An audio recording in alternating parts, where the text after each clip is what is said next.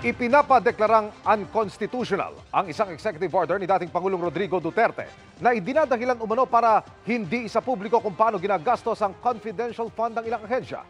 Nakatutok si Dano Tingkugo. Hiling na mahigit 50 petitioner sa Korte Suprema maglabas ng temporary restraining order at ideklarang unconstitutional ang Executive Order No. 2 ni dating Pangulong Duterte at ang Joint Circular 2015-01.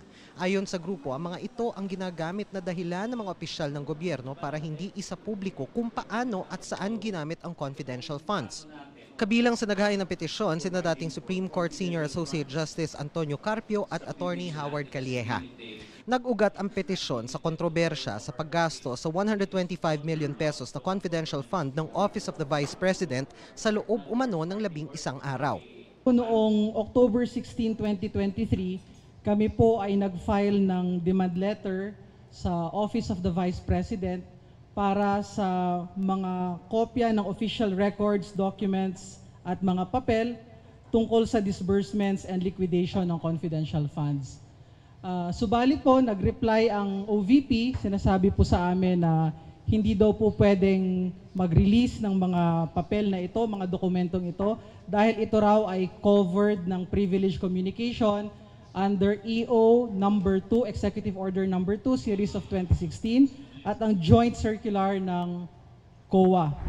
Ang Executive Order No. 2 ni Duterte nagtakda ng mga alituntunin sa public disclosure at transparency sa executive branch, pero nagsaad din na hindi papayagan ang access to information kung pasok ito sa mga exceptions na nakatakda sa konstitusyon at mga batas. Ang Joint Circular 2015-01 naman ay mga alituntunin sa pagbigay, paggamit, pag-ulat at pag-audit sa confidential at intelligence funds. Ayon kay Carpio, tanging batas lang na ipinasa ng Kongreso ang pwedeng magtakda ng limitasyon sa kung ano ang pwedeng isapubliko sa confidential at intelligence funds. Wala raw ganong batas sa ngayon at dahil hindi tinuturing na batas ang Executive Order 2 at Joint Circular 2015-01, hindi ito pwedeng gawing dahilan para hindi isapubliko kung saan napunta ang pondo.